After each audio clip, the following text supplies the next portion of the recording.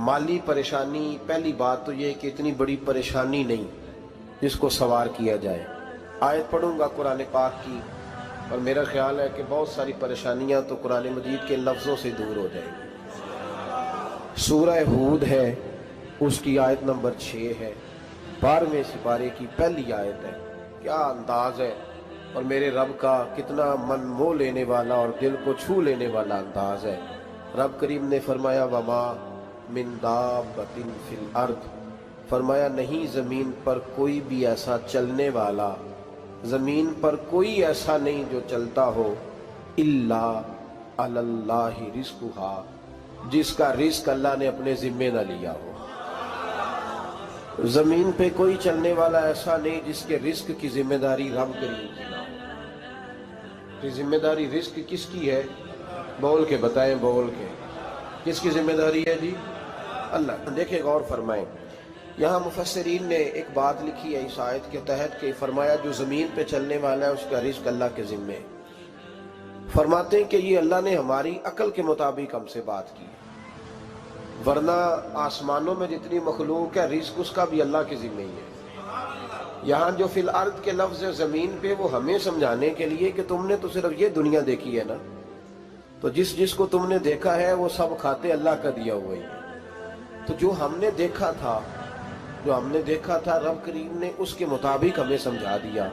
फरमाया कुछ तो तुमने देखे ही नहीं, चलो उनकी तुमसे बात नहीं करते, पर जो तुमने देखे हैं उन सब का रिस्क किसके जिम्मे है? अल्लाह के। मेरे रसूल करीम सैयद आलम सल्लल्लाहु ताला अलैहि वसल्लम कुरान मजीद की जब तर्जुमानी करते, वजाहत करते, तो महबूब पाक सल्लल्लाहु अलैहि वसल्लम भी कोई इश्काल रहने नहीं देते थे, कोई इश्काल नहीं रहने देते थे। मेरे महबूब करीम अलैहिस्सलातु सलाम ने फरमाया अल्लाह पे भरोसा रख के सवेरे निकल जाना रिस्क की तलाश में। किस पे भरोसा रखना है? निकलना तुम्हारे जिम्मे है। ये ना कहना कि घर बैठूंगा तो यही आएगा, निकलना तुम्हारी जिम्मेदारी है। जितनी जिम्मेदारी है वो पूरी करना। अल्लाह पे भरोसा करके निकल जाना तुम्हारी जिम्मेदारी है। रब का जिम्मा है तुम्हें रिस्क देना, वो जरूर तुम्हें रिस्क पहुंचाएगा। या रसूल अल्लाह सल्लल्लाहु अलैहि वसल्लम किस तरह पहुंचेगा? तो जरा हुजूर के लफ्जों का हुस्न भी देखिए। नबी पाक सल्लल्लाहु अलैहि वसल्लम ने फरमाया जिस तरह मौत तुम्हें ढूंढ लेती है ना कि तुम कहाँ मौजूद हो, जब वक्त आता है तो इंसान पाकिस्तान में हो तब भी आ जाता है, जद्दा में हो तब भी आ जाता है, मक्का में हो या मदीना तय्यबा में, वक्त फिर भी आ जाता है। फरमाया जिस तरह मौत तुम जहां भी हो तुम तक पहुंच जाती है ना, इस तरह तुम्हारा रिस्क भी तुम जहां मौजूद होते हो अल्लाह वहां पहुंचा देता है, पहुंचा देता है। तो या रसूल अल्लाह सल्लल्लाहु अलैहि वसल्लम किस अंदाज में? तो फरमाया निकल जाना तुम्हारी जिम्मेदारी है। फरमाया सवेरे परिंदे भी निकल जाते हैं और शाम को जब लौटते हैं तो अल्लाह उन्हें पेट भर के रोजी अता फरमाता है। हालांकि उनको नहीं पता होता हमारा कारखाना कहाँ है, हमने कहाँ जाके मजदूरी करनी है। उनको नहीं पता होता कि हमारा दफ्तर कहाँ है, हमने किस ऑफिस में बैठना है।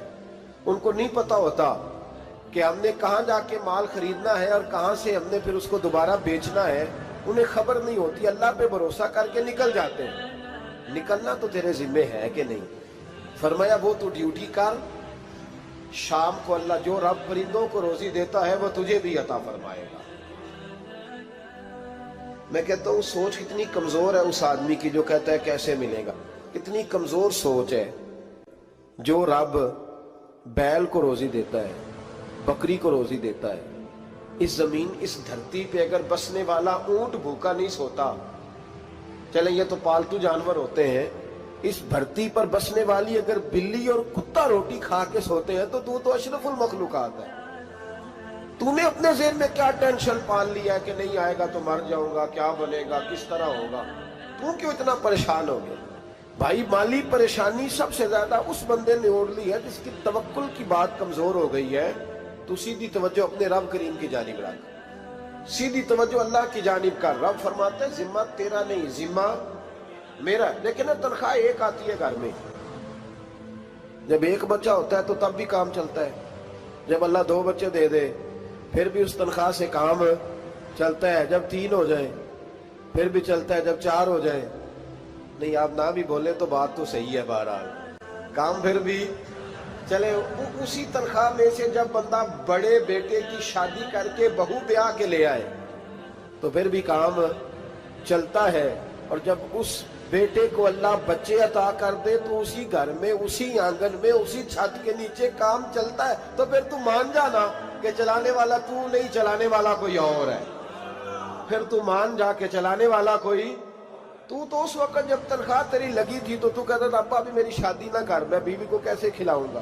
تو وہی شخص ہے جس کی چھت کے نیچے پھر 1.5 درجن پوتے بھی پل رہے ہیں اور گزارا ان کا بھی ہو رہا ہے۔ تو رزق کا ذمہ کس کا ہے؟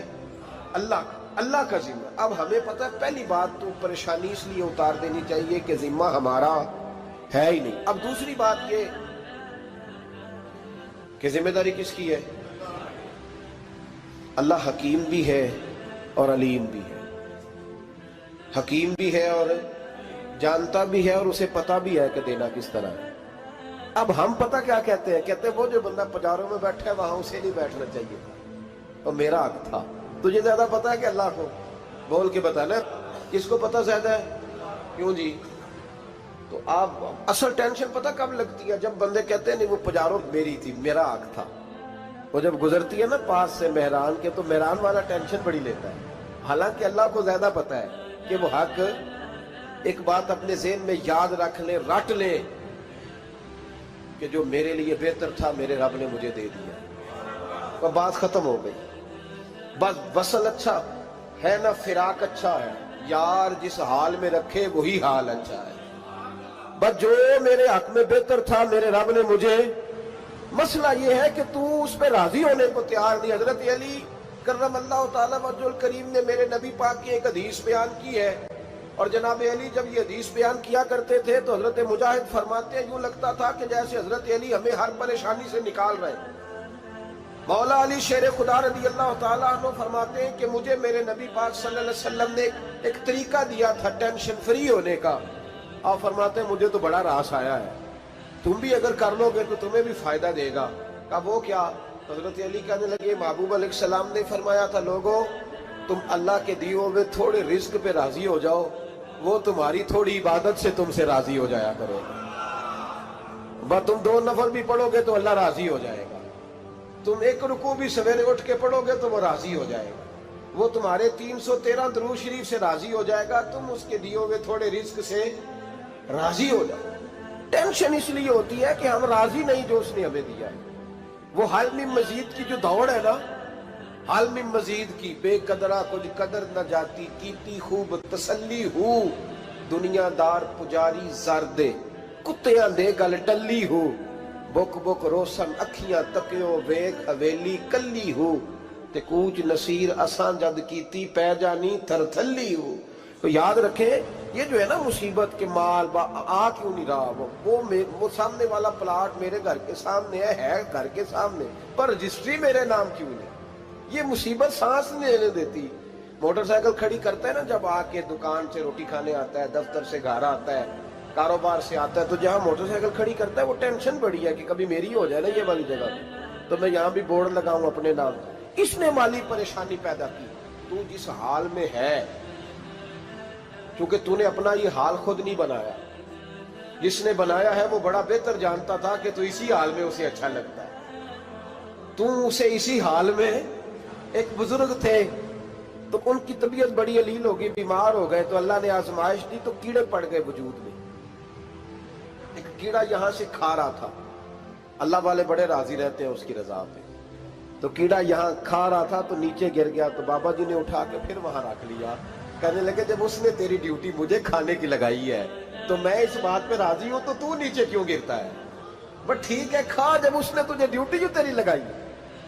سالبہ بن عبد الرحمن ایک صحابی تھے، سالبہ غالباً، نبی پاک صلی اللہ علیہ وسلم کی خدمت میں آئے، کہنے لگے یا رسول اللہ صلی اللہ علیہ وسلم غربت بڑی ہے، میرے لیے دعا کریں اللہ زیادہ مال دے۔ تو محبوب صلی اللہ علیہ وسلم نے فرمایا تو جس حال میں اچھا ہے وہ تیرے لیے بہتر ہے، اس میں تو ہے وہی حال تیرے لیے۔ مشکل ہے نا یہ جواب سننا؟ کہتے پیر صاحب فلاں جگہ سے تویز آیا، وہاں تو وارے نے آرے ہو گئے، تو آپ کے ہاں؟ تو میں کہتا ہوں یہ تویز دینے والا اگر تویز دے کے امیر بناتا ہے تو پہلے خود کیوں نہیں بنتا؟ یہ خود تو 150 کا تویز بیچ رہا ہے، اپنی بیچارے کی حالت یہ ہے. اگر اتنا ہی تویز اس کا چلتا ہوتا تو پہلے 5 پجاروں اس کے دروازے پہ کھڑی ہوتی. عجیب چکر ہے اور عجیب جگہ لوگ الجھ گئے، سمجھتے ہی نہیں بات کو. یا رسول اللہ صلی اللہ علیہ وسلم دعا کر دے تو محبوب نے کیا فرمایا؟ فرمایا تو جس حال میں ہے نا وہ حال تیرے لیے بہتر ہے، اسی میں رہ. کہ نہیں حضور دعا کرے. فرمایا سال بعد تو باز آ جا. حضور دعا کرے. فرمایا تو باز آ جا. 2-3 دفعہ کا ضد کی. محبوب نے فرمایا جا پھر اللہ تجھے زیادہ پیسے دے گا. چند بکریاں خریدی، اتنی برکت ہوئی کہ بکریوں کے ریوڑ بن گئے. پھر کچھ بکریاں بیچ کے گائے خرید لی، ان کے بھی ریوڑ ہو گئے. پھر کچھ اونٹنیاں لے لی، ریوڑ ہی ریوڑ. پہلے 5 وقت مسجد میں آتے تھے، اب فجر اور عشاء رہ گئی. پھر مال زیادہ ہوا تو مدینے شہر میں کوئی جگہ ہی نہیں، مدینے سے باہر حویلی خریدی، پھر جمعہ ہی رہ گیا. جمعے کے جمعے آتے. زکوٰۃ کا حکم آیا. میرے نبی کریم علیہ السلام نے حضرت ابو ہریرہ کو بھیجا. فرمایا جا اسے کہہ تیری زکوٰۃ بنتی ہے 2.5%. 10 کروڑ روپیہ ہو تو کتنی زکوٰۃ بنتی؟ بھئی 1 کروڑ کی 2.5 لاکھ ہوئی نا، تو 10 کروڑ کی کتنی ہوئی؟ تو بڑی مصیبت ہے جب بینک سے میسج آتا ہے نا کہ 25 لاکھ نکل گیا تیرے اکاؤنٹ سے. بہت بڑی مصیبت، بڑی ٹینشن ہوتی. ایک صاحب میرے پاس آئے، ان کی زمین اچانک مہنگی ہو گئی. اچانک پہلے کچھ 15-16 لاکھ کی ایکڑ زمین تھی، پھر وہ کروڑ کی ہو گئی. تو میرے پاس آئے، کہنے لگے وہ 10 کروڑ روپے بنتے ہیں تو زکوٰۃ. تو میں نے کہا آپ نے کیا کیا؟ ذری زمین پہ عشر آتا ہے، اس پہ زکوٰۃ نہیں آتی، تو آپ نے کیا کیا؟ کہنے لگے وہ کچھ سوسائٹی کے رول کے مطابق میں نے فائلیں وغیرہ لے لی ہیں، اب میں نا کبھی موقع آئے گا تو ان کو بیچوں گا. تو میں نے کہا اب تو آپ کا یہ مال ہو گیا بزنس کا، تو اب تو اس پہ زکوٰۃ آئے گی. 10 کروڑ پہ جب 25 لاکھ سنا تو کہنے لگے فوراً دینی پڑتی ہے کہ تھوڑی تھوڑی سے بھی کام چل جاتا ہے. تو میں ان کا چہرہ دیکھنے لگا. میں نے کہا نہیں وہ تو آپ کو پتہ ہے. ویسے حضرت عمر فرمایا کرتے تھے بانٹ کے نہ دو، کوشش کرو کسی ایک کو ہی دو، چلو کسی کا تو کچھ بن جائے. تو ایک کو ہی دینی چاہیے. کہنے لگے تو مطلب یہ ایسا ہی حکم ہے؟ میں نے کہا آپ کسی اور سے تحقیق کر لیں. اب یہ بھائی لیتے وقت نہیں تجھے ٹینشن ہوئی کہ 15 لاکھ کا کروڑ ہو گیا، تو اس وقت نہیں تو نے کہا کہ یا اللہ. تو یہ کیسی سوچ ہے مسلمان؟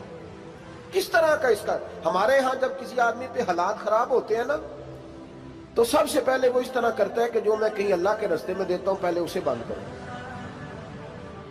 جس رستے تجھے آ رہا تھا پہلے تو نے وہ رستہ بلاک کیا. حضرت اسماء بنت ابی بکر صدیق کہتی ہیں میں حضور کو مسجد کے لیے، ادارے کے لیے، صحابہ صفحہ کے لیے کچھ دے رہی تھی، تو میں نے گننا شروع کیا تو حضور مسکرانے لگے. حضور مسکراتے کیوں ہیں؟ تو فرماتے لگی، محبوب فرمانے لگے اسماء اللہ کے رستے میں گن گن کے نہ دیا کر، ورنہ وہ بھی تجھے گن گن کے دے گا. تو اس کے رستے میں بے حساب دے، وہ بھی تجھے بے حساب ہی عطا فرمائے گا. لیکن پہلے یہ والا پہلے دروازہ بند کرو، یہاں سے پیسے ختم ہو رہے ہیں. تو اس طرح کرنا بھائی. اس دفعہ سور ذرا گرمیوں والے نہ خرید، لیکن جو تو اللہ کے رستے میں دے رہا ہے اسے دیتا رہے. لیکن ہم اپنا نقصان زیادتی کرتے ہیں اپنے ساتھ. میں نے آپ کو پہلے بھی بتایا تھا پیار کی بولی ہے، پھر بولتا ہوں. ایک بڑے بڑے پیار والے دوست ہیں، ایک دفعہ مجھے کہنے لگے کہ آپ کئی دفعہ اعلان کرتے ہیں تو مجھے اچھا نہیں لگتا، اور آپ ادارہ بھی بہت زیادہ بننے والا ہے، بڑی چیزیں میں دیکھتا ہوں جو ہوں تو بڑا نظام اچھا ہو جائے. آپ دعا کریں اللہ مجھے پیسے دے تو میں بڑے سارے خرچ کروں گا اس کے رستے میں. تو میں نے کہا یا اللہ اسے 10 کروڑ دے، یہ 9.5 کروڑ تیرے رستے میں دے دے گا. تو چپ کر گیا، جس طرح آپ نہیں کر گئے سارے، چپ کر گیا وہ بھی. اس نے کہا جی نہیں جی انشاءاللہ کریں گے. تو میں کیا بھلے آجے تے دعا پہ ہوں دیا، ابھی تو وہ آئیں گے تو تب دیکھی جائے گی. تو یہیں اڑ گیا ہے.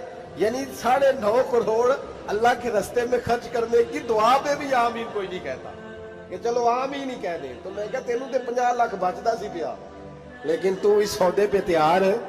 جب یہ سوچ ہوتی ہے، یہ غلط سوچ ہے. یہ بات تو اگر تے مسکرانے والی، لیکن یہ سوچ صحیح نہیں. حضرت عثمان غنی رضی اللہ تعالیٰ عنہ کہتے ہیں جس وقت نبی پاک صلی اللہ علیہ وسلم نے اعلان کیا نا جنگ کے موقع پر کہ 800 سپاہیوں کا خرچہ چاہیے، کہتے ہیں میرے پاس 600 کا تھا. یہاں ایک روایت میں حضور نے 1000 کا اعلان کیا تو میرے پاس 800 کا تھا. جب 2-3 دفعہ نبی پاک نے اعلان کیا تو کہتے ہیں میں نے کھڑے ہو کے کہا یا رسول اللہ پورا 800 کی طرف سے. کہتے میں نے 200 سپاہی کا خرچہ ادھار اٹھایا لیکن پورے 2 مہینے نہیں گزرے تھے، رب کریم نے مجھے کئی گنا کر کے پیسے واپس عطا فرما دیے۔ پر بات تو یہ ہے کہ تیری وہاں لو لگی ہو، تو تجارت کرتا ہے ان لوگوں کے ساتھ جو کیا دے سکتے۔ تو سالبہ کے پاس حضور نے پیغام بھیجا، پہلے تو کہا تیرے لیے بہتر نہیں مال، جب اصرار کیا تو بڑی برکت ہو گئی، بڑا آیا تو فرمایا زکوٰۃ دے، 2.5 زکوٰۃ ہے۔ جب سوچا کہ 5 اونٹوں پہ ایک بکری جائے گی اور بڑا سارا مجھے دینا پڑے گا، اب جب غور کیا تو یہ تو نہ کہا کہ میں نہیں دیتا۔ حضرت ابو ہریرہ سے کہنے لگے نبی کریم علیہ السلام کی خدمت میں عرض کرنا کہ میں خود آؤں گا۔ حضرت ابو ہریرہ نے آ کے عرض کی یا رسول اللہ صلی اللہ تعالی علیہ وسلم، حضور وہ کہتے تھے میں خود آؤں گا، تو کہتے ہیں محبوب نے ٹھنڈی سانس لی، فرمایا اسے کہا تھا کہ تیرے لیے مال بہتر نہیں، اب ہلاک ہو گیا، ہائے افسوس ہلاک ہو گیا۔ ان کو بھی تھوڑی دیر کے بعد احساس ہوا کہ یہ میں نے کیا کیا، نبی پاک کو ہی کہہ دیا نہیں ہے، حضور کو کہہ دیا بعد میں آؤں گا۔ اب دوڑے آئے، عرض کی حضور میں سارا کچھ لے کے آیا ہوں، قبول کر لیں۔ محبوب نے فرمایا گویا بلال حبشی کی خشک کھجور بھی قبول ہے، اور صہیب رومی ایک اٹی بان کی لائے تو وہ بھی قبول ہے، اور عمار بن یاسر اور مصعب بن عمیر اگر 2 دینار دے جائیں اور کوئی پرانا جوڑا کسی سپاہی کے لیے چھوڑ جائے تو وہ بھی قبول ہے، لیکن تو اپنا لاکھوں لے کے چلا جا، تیرا کوئی نہیں قبول، معاف کر دیں۔ فرمایا جا معاف کیا، پر پیسے لے کے نہ آنا۔ اگلے سال پھر آئے، بندے ہوئے ہاتھ ہیں، محبوبہ میں دولت کا کیا کروں گا، آگ لگانی ہے، قبول کر لیں۔ فرمایا تو لے جا، تیرا نہیں قبول، گرا جو ان کی نگاہ سے وہ سنبھل نہیں سکتا۔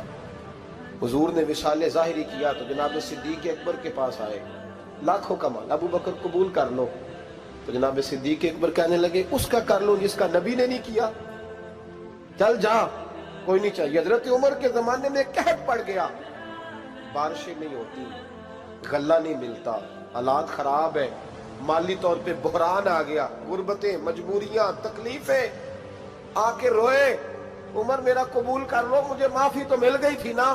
فرمایا معافی اپنی جگہ پہ، پر جس کا مصطفیٰ نے قبول نہیں کیا۔ بہت سارے لوگوں کو پتہ ہی نہیں کہ ان کا قبول ہی نہیں ہوا، اور وہ الجھے ہوئے، انہیں خبر ہی نہیں کہ اصل بات کیا ہے۔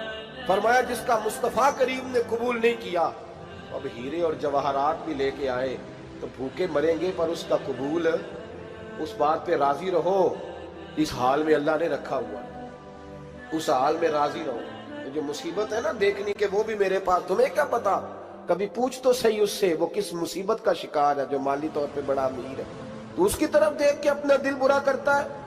بس جس حال میں رب نے رکھا ہے اس حال میں رہ۔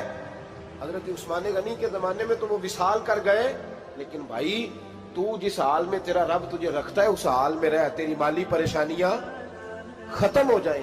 میں نے پہلے بھی شاید آپ کو ایک دفعہ کہا تھا، میں تعلیم سے فارغ ہوا تو میرے ایک استاد اور میرے کچھ دوست کہنے لگے افریقہ آ جائیں آپ، بھائی بہت بڑا ادارہ ہے، اس کو چلائیں، اس کو سنبھالیں۔ میری والدہ سے میں نے کہا، کچھ طبیعت ہوتی ہے نا انسان کی، میرا بھی دل لگ گیا۔ میری اماں پڑھی نہیں تھی لیکن اللہ نے دانائی بڑی عطا فرمائی تھی، حکمت بڑی تھی، سیانی بڑی تھی۔ تو میں نے کہا اماں جی تو مجھے ساؤتھ افریقہ کی دعوت ہو رہی ہے تو آپ کیا کہتی ہیں؟ اٹھ کے میرے پاس آ گئی اور مجھے انہوں نے اپنے بازوؤں میں لے لیا، پھر میرا ماتھا چوما، کہنے لگی پتر میں تے وال بھی نہ پوٹ کے دیوا کسی، ہم نے دولت کا کیا کرنا، تو اللہ کا نام لے کے کہیں بیٹھ جا، رب کریم رون کے لگا دے گا، خیر ہو جائے۔ تو میرے بھائی یاد رکھیں ان چیزوں سے تھوڑا سا دیکھیں نا، قناعت کریں، جو اللہ نے دیا اس پہ راضی ہو جائیں، اللہ بڑا مہربان ہے، وہ آسانیاں کر دیا کرتا ہے۔ تو یاد رکھیں میرے رسول کریم علیہ السلام نے ایک تو ہمیں درس یہ دیا ہے کہ تو سمجھ جا، قرآن نے ہمیں بتایا ہے کہ روزی تیری ذمہ داری نہیں، روزی کس کی ذمہ داری ہے؟ اللہ کی۔ اور دوسری بات یہ کہ جو اللہ نے تمہیں دیا ہے اس پہ تو راضی ہو جا، تیری مالی پریشانیاں ختم ہو جائیں۔ اور پھر حضور صلی اللہ علیہ وسلم نے فرمایا مذہبی طور پر جب دیکھو تو آگے دیکھو، اور دنیاوی طور پر جب دیکھو تو پیچھے دیکھو، پریشانی ختم ہوگی۔ مذہبی طور پر جب دیکھو، جو 5 نمازیں پڑھتا ہے وہ تہجد پڑھنے والے کو دیکھے، اور جو تہجد پڑھتا ہے وہ اشراق چاشت پڑھنے والے کو دیکھے، اور جو بندہ اشراق اور چاشت پڑھتا ہے پھر اس کو دیکھے جو سارا دن مصطفیٰ پہ درود پڑھتا ہے۔ ऊपर ऊपर देखे कि मैंने और नेक होना है और नेक, और जब माली मामला है तो फिर नीचे देख। अगर तू बैठा ना पजारों पे तो फिर टूटी वाले पे नजर कर, उसका क्या हाल है। और अगर तू वहां बैठा है तो देख, मेहरान वाला भी तो गाड़ी चला ही रहा है ना। और अगर तू वहां है तो मोटरसाइकिल वाला देख, और तू वहां है तो फिर साइकिल वाले पे नजर, और अगर तू साइकिल वाला है तो पैदल वाले को देख, अगर तू किराए के मकान में रहता तो फिर झोंपड़ी वाले को देख, और अगर तू झोंपड़ी में रहता है तो फिर भी परेशान ना होना। कुछ ऐसे भी हैं जिन्हें झोंपड़ी भी नसीब नहीं, जो सड़क पर लेटे हुए। और अगर तू तंदुरुस्त है ना तो कभी जाके अस्पताल में देख हाल क्या है, लोग किस हाल में है। तो हम शुक्र नहीं अदा करते, उसका नुकसान क्या होता है, नेमतें चली जाती हैं। अल्लाह फरमाते हैं लाइन शकर तुम लाज़ीदन्नकुम, तो शुक्र अदा कर, मैं नेमतों में इजाफा कर दूंगा। तो भाई माली परेशानी का तीसरा सबब ये है कि हम देखते हैं माली तौर पर ऊपर, तो फिर हमें तबीयत बिगड़ती है। और फिर माली परेशानियों के कुछ और असबाब भी हैं। इमाम शाफी फरमाते हैं जिन घरों में लोग फजर की नमाज के वक्त सोए होते हैं उन घरों में रिस्क नहीं आता। आप फरमाते हैं फजर का वक्त अल्लाह के देने का वक्त है, उस वक्त अल्लाह बांटता है। हुजूर सल्लल्लाहु अलैहि वसल्लम का फरमान है ना हदीस में कि तहज्जुद के वक्त अल्लाह पहले आसमान पे नुज़ूल जलाल फरमाता है जो उसकी शान के लायक है तहज्जुद के वक्त, और वो कहता है मांगो मैं तुम्हें अता करूंगा। लेने की बारी आए तो बंदा समेट समाट के अंदर घुस जाए। हमारे यहाँ ये होता है कि शाह के बाद बच्चे बैठते हैं मोबाइल लेके, तहज्जुद का वक्त आता है तो उनकी आंखें बंद होनी शुरू होती, तो लेने के वक्त तो तू सोया था, तेरा मसला कैसे हल होगा भाई। जब कोई आदमी खैरात बांट रहा हो तो जो प्याला पीछे कर ले उसे मिलेगा। कहते उस वक्त आना जब मैं बांट रहा था, अब तो किधर आ गया है। मिसाल दे रहा हूं, तो फजर का वक्त मांगने का है, तो सारी रात तो गुजर गई गेमें खेलते टीवी देखते, और जो लेने का वक्त था तू सो गया, तो कैसे आएगा तेरे पास। तो उठे सवेरे बंदों से मांग के देख लिया, बड़ी इज्जतें खराब हुई। फजर का वक्त उठ के झोली फैलाए। मेरे रसूल पाक अलैहि सलाम फरमाते हैं, रब फरमाते हैं जब बंदे मेरे आगे झोली फैलाते हैं मुझे शर्म आती है, कैसे